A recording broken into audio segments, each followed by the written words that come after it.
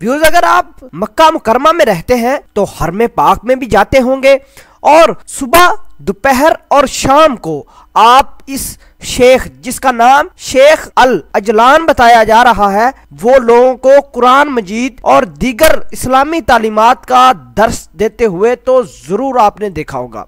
आपको बताते चलें कि पिछले 25 साल से शेख अल इजलान साहिब हरम पाक में लोगों को कुरान मजीद का दर्स देते रहे, लेकिन अफसोस से कहना यह पड़ रहा है कि आज शेख अल अजलान साहिब हम सब को छोड़कर इस दुनिया फानी से रवाना हो चुके हैं। इंतहाई अफसोसनाक खबर आपके साथ शेयर कर रहे हैं, जिसमें यह कहा गया है कि सऊदी अरेबिया की मुमताज और सीनियर तरीन आलम दीन शेख अल इजलान, जिसका नाम बताया जा रहा है, जो कि पिछले 25 सालों से हरम पाक में छोटे बच्चों को, बड़ों को, बुजुर्गों को दीन की बातें और दीन को सर्व करते हुए उन्होंने गुजारे थे। काफी अरसे से शेख अल इजलान साहिब सांस की बीमारी में मुब्तला रहे। बहरहाल बीमारी तो उनकी एक तरफ, लेकिन दीन इस्लाम, दीन हक के लिए वो जद्दोजहद आखिरी दम तक करते रहे। आपको बताते चलें कि मक्का का कोई ऐसा घर नहीं जो शेख अल इजलान साहिब से पढ़ा ना हो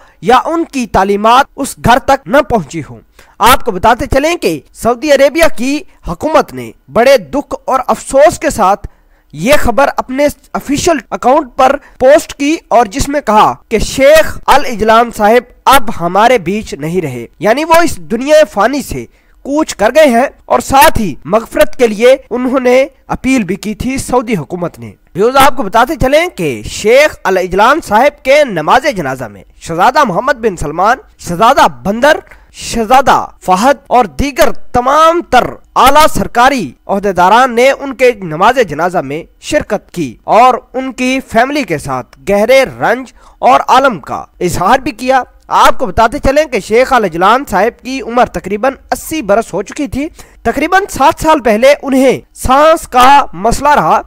वो हर वक्त ऑक्सीजन अपने साथ रखते थे और बताया जा रहा था कि जब उनकी वफात हुई तो उस वक्त भी उनको सांस का मसला ही था। आपको बताते चलें कि उनकी बीमारी एक तरफ, वो इतने अलील और शदीद बीमार होने के साथ मस्जिद में आते, लोगों को तालीम देते और लोगों के साथ मिलजुल कर रहते। अपनी बीमारी का शेख अल इजलान साहिब ने आज तक लोगों को जिक्र तक न किया।